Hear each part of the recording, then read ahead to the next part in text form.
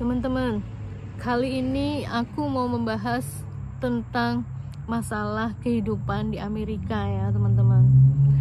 Jadi jangan dikira kalau kehidupan kita yang di Amerika ini semuanya serba baik-baik aja, berkecukupan, atau bahkan dikira menurut kalian tuh kita berkelimpahan, atau ya kayak yang kalian lihat ya, mungkin suka ngelihat ya, ini mungkin salahnya juga orang-orang yang tinggal di luar negeri, terutama kayak yang pasangan kawin campur kayak saya dan teman-teman lain ya, entah itu tinggal di Amerika atau tinggal di Eropa, apa tinggal di negara-negara Asia yang lain.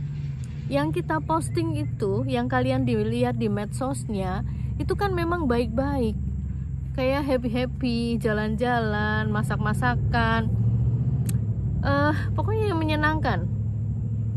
Itu kan, itulah mengapa gambaran orang yang tinggal di tanah air pasti melihatnya, oh tinggal di luar negeri itu enak ya, asik ya, pokoknya serba oke lah. Sebetulnya ya sama saja gitu. Kenapa saya mau ngomong masalah bahwa kehidupan mau di sini, mau di sana, mau di tanah air atau di negara manapun tuh sama aja. Pasti ada hal-hal yang tidak menyenangkan. Dan biasanya ya, yang gak usah orang lain lah, kayak saya aja, yang kita posting ya yang menyenangkan aja. Nggak mungkin kan kita posting kesusahan kita, nggak mungkin kan aku posting waktu saya kedinginan atau apa. Ya enggak lah, yang menyenangkan aja. Nanti dilihat sama keluarga atau teman-teman, wah kasihan gini-gini ya, nggak mau menjadikan pikiran mereka. Itulah mengapa biasanya kita posting yang baik-baik aja. Demikian juga teman-teman yang lain, atau ada juga sih mungkin yang berlebihan gitu kan. Oke, saya nggak mau ngomong lebih jauh yang berlebihan, maksudnya tidak apa adanya. Misalnya dia foto di depan mobil mewahnya orang gitu, itu yang kebangetan sih.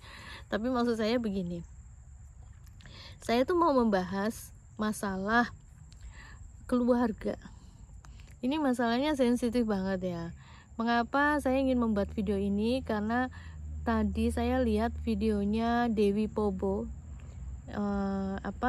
mbak-mbak yang menikah dengan orang, kalau nggak salah orang Spanyol ya, jadi tinggal di Eropa ya, di dekat ya daerah di Eropa.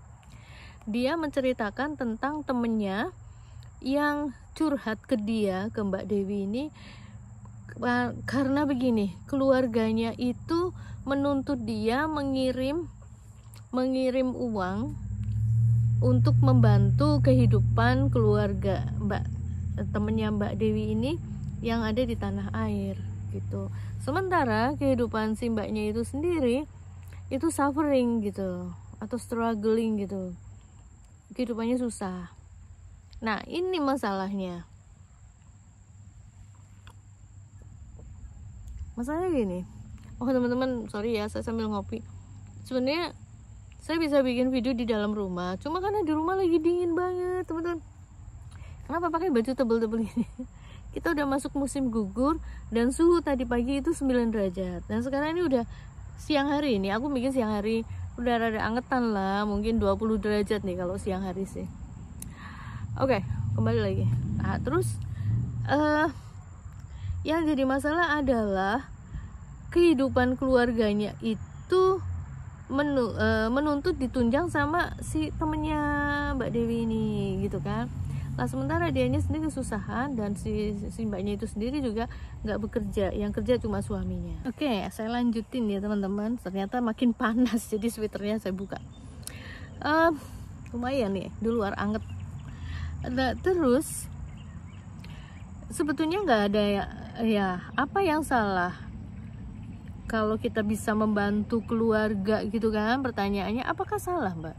Nggak ada masalah, sepanjang kalian tidak mengeluh dan kalian sendiri tidak bermasalah gitu ya. Maksudnya kalau misalnya kamu sama suamimu itu mampu dan bisa membantu dan mau gitu ya, dan nggak merasa keberatan, ya nggak apa-apa, nggak ada masalah. Yang akan menjadi masalah adalah misalnya suaminya mengeluh, suaminya bilang udah nggak bisa. Terus kita sendiri juga merasa wah berat banget nih, sementara kebutuhan keluarga sendiri kan banyak, mulai nyekolahin anak-anak lah, tabungan untuk kedepannya, terus mungkin kebutuhan rumah, bills tagihan-tagihannya membengkak, atau mesti betulin mobil atau apa, kita kan nggak tahu ya, harus ada tabungan dan lain-lain lah. Kalau kalian itu sampai tidak bisa melakukan itu karena dananya dikirimkan setiap bulan ke tanah air, nah ini kan akan menjadi masalah. Terus oke, langsung aja sih, terus apa ya jalan keluarnya? Jalan keluarnya ya gampang, ya udah stop, berhenti mengirim, udah lah. Nanti kita akan dibenci dong, atau keluarga di tanah air akan marah. Ya itu konsekuensi, ya apa boleh buat, ya itu memang yang terjadi. Tetapi kita harus kembalikan lagi, seharusnya kalau orang sudah dewasa dan sudah menikah, itu kan sudah jadi tanggung jawab masing-masing. Kita itu tidak ada kewajiban, tidak ada harus menghidupi keluarga besar kita. Itu kan gak ada. Kecuali ini ada kekecualian ya, misalnya begini, ada keluarga yang disability, maaf ya, karena ada kekurangan gitu, ya udah langsung aja. Kalau yang nggak tahu, misalnya ada keluarga kita yang cacat, disabilitas gitu ya, ya itu memang harus dibantu gitu, harus kita tanggung bersama. Kalau kamu nggak bisa sendiri, ya kamu harus bersama-sama dengan saudara-saudaramu yang lain, seperti bagaimana caranya supaya anggota keluarga kita ini, saudara kita ini bisa tetap hidup, bisa tetap kehidupannya berjalan lancar gitu. Kecuali itu ya lah, kita yang nggak bisa ignore, kita nggak bisa dong masa bodoh ada keluarga yang benar-benar membutuhkan dukungan kita, itu memang harus dibantu. Tetapi kalau misalnya keluarga kita itu baik-baik aja, mereka sehat-sehat aja, mereka sudah dewasa, ya nggak ada kewajiban, ya udah stop gitu aja lah. Selama ini setiap bulan kita mengirim, setiap bulan tiba-tiba di stop, otomatis ya pasti marah, ya pasti kaget, ya pasti shock, ya pasti mungkin bisa kita di blok, yaitu memang sudah beresiko seperti itu. Tetapi kembali lagi, kalau kita sudah berkeluarga sendiri, kita kan sudah terpisah ya, udah keluarga terpisah, bukan keluarga inti lagi. Kita akan mendahulukan kepentingan keluarga inti kita gitu. Jangan sampai keluarga inti kita sendiri menjadi bermasalah atau malah sampai kekurangan. Jadi poinnya adalah begini, kalau kita pengen membantu orang, itu betul-betul baik, bukan nggak boleh. Kita memang harus membantu, tetapi kita sendiri itu harus dalam posisi baik-baik aja.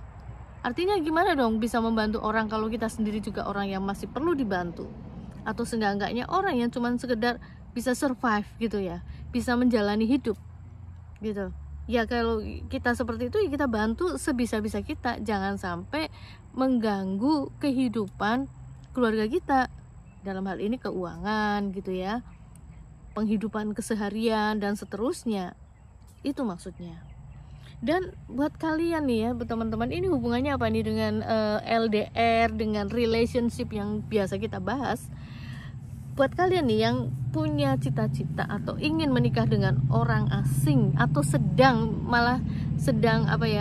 berhubungan dengan orang asing, saya menyarankan sebelum kalian melangkah ke jenjang lebih tinggi, lebih jauh, seperti pertunangan kemudian menikah, ini harus dibicarakan dari awal, harus dibahas dari awal, harus banget gitu. Kamu harus ngomong bahwa ada timur kita sebagai orang Indonesia itu masih mikirin keluarga, jadi boleh nggak sesekali loh ya, kalau keluarga kita membutuhkan pertolongan yang benar-benar perlu kita bantu, saya ingin bisa membantu, ingin bisa mengirim. Itu kalau kalian masih peduli dengan keluarga kita harus ngomong kayak gitu. Jadi pasangan kita tuh nggak kaget gitu. Misalnya dilalah bapak atau ibu kita sakit, atau adik kita membutuhkan, iya itu tadi emergency ya, maksudnya situasi yang urgent, yang penting gitu ya, bukan untuk kondangan, untuk acara ya apa jalan-jalan, atau pokoknya bukan sesuatu yang kepentingan masalah kayak tadi sakit lah, terus misalnya kebetulan rumahnya terkena gempa, kena bencana, atau kecelakaan, ya pokoknya urgent ya sebisa-bisa ya kita mau membantu lah sebagai keluarga ya, meskipun kita tinggalnya di luar negeri, kita kan main bantu. Hal-hal seperti ini nih harus dibahas lebih dulu dengan calon pasanganmu, dengan calon suamimu gitu. Tetapi tidak bijaksana kalau misalnya kamu ngomongnya, saya pengen membantu setiap bulan mengirimkan sekian rupiah. Oh no, orang barat tidak seperti itu, tidak seperti itu. Kalau seorang sudah dewasa, di sini tuh pola pikirnya ya mereka harus mandiri, nggak usah keluarga besar, misalnya kayak orang tua, adik, kakak ya, masih keluarga kita ya. Orang di sini, orang barat ya, saya nggak ngomong, saya yakin orang Eropa sama aja, karena saya kebetulan tinggal di Amerika, menikah sama orang Amerika ya. Saya yakin sama aja lah, pemikiran barat tuh seperti ini. Pada waktu anak kita menginjak dewasa pada usia 17-18 tahun, anak-anak itu sudah mulai berpikir, saya harus bekerja apa supaya saya bisa mandiri gitu, supaya pada usia sekian, biasanya 18 tahun, anak sini tuh udah ngerti, mereka harus mulai bekerja, mulai belajar menghasilkan uang untuk membiayai hidupnya. Jadi pada saat usia 20-an, ini kalau anak saya waktu itu 20 tahun, sudah keluar rumah, sudah bisa membayar apartemennya sendiri, bisa ya, waktu itu mobilnya masih dibantu ya, mobil masih dibelikan meskipun mobil bekas, tetapi dia udah bisa membayar listriknya sendiri, bayar gas, bayar apartemen, bayar asuransi mobilnya, udah mandiri. Oke? Jadi saya sebagai ibunya, iya suka bantu, bisa dia datang, mau nggak ada ibu masakin ini, ibu bawain ini ya, gitu-gituan lah. Tapi kita nggak, anak itu, ibu nggak bisa bayar ini, ibu nggak bisa. No, anak saya udah nggak, umur 20 loh ya. Karena apa? Sudah dibiasakan, begitu anak menginjak dewasa, dia harus independen, mandiri. Jadi nggak ada masih harus nyokong, adik kakak harus nyokong keluarga ya. Kebetulan puji Tuhan sih, bapak ibu saya punya pensiunan ya, karena beliau dulu pegawai negeri ya, baik bapak maupun ibu, jadi dikit-dikit masih punya pensiunan. Jadi kalaupun misalnya ada hal-hal yang kita pengen membantu, itu karena bukan menyokong bulanan bapak ibu saya, tapi karena kita memang pengen bantu gitu, mengirimkan uang buat hadiah, buat pengen beliin apalah ya gitu kan ya, tahu kan maksud saya, tapi bukan menyokong bulanannya tuh, kebetulan enggak. Tapi kalau saya tidak tahu, case by case ya. Kalau kalian sebagai tulang punggung biasa membantu orang tua, ya memang mau nggak mau kamu harus kerja supaya bisa menghasilkan uang, dan uangmu itu buat nyokong keluarga. Nah, tapi kalau kamu sendiri hidupnya susah,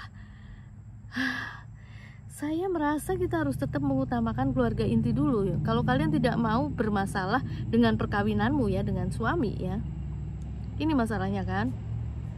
Jadi ya ibaratnya begini, kalau kita naik pesawat pun, itu kan pramugari ngasih tahu ya, pada waktu keadaan darurat silakan memasang itu tabung oksigen dulu sebelum kamu membantu ke anak. Artinya kita itu harus bisa bernafas dulu, setelah itu baru memberi bantuan ke orang lain. Nah, kita gimana membantu orang lain kalau kita sendiri aja napas nggak bisa gitu kan. Itu jadi kembali lagi, bagaimanakah jalan keluarnya? Ini kalau pandangan saya memang sedikit mau nggak mau ya sudah, stop, berhenti mengirimkan. Karena kalau nggak seperti itu ya keluarga masih mikir, lo ini nyatanya masih bisa ngirim kok gitu. Terus misalnya kalau mereka butuh penjelasan, jelaskan bahwa sekarang karena banyak banget kebutuhan, karena begini, jadi kami sementara belum bisa mengirim, atau sekarang bisanya mengirim cuma segini. Tapi sambil katakan bahwa kedepannya nanti tidak bisa menggantungkan apa-apa kebutuhan kepada kita ya, harus sebutkan seperti itu. Ya, jadi mungkin itu yang jadi pikiran saya, karena saya yakin hal-hal seperti ini berhubungan banget dengan kalian yang ingin tinggal di luar negeri, mau menikah dengan orang asing kah atau sesama orang Indonesia, sebenarnya sama aja sih, sama aja sebetulnya.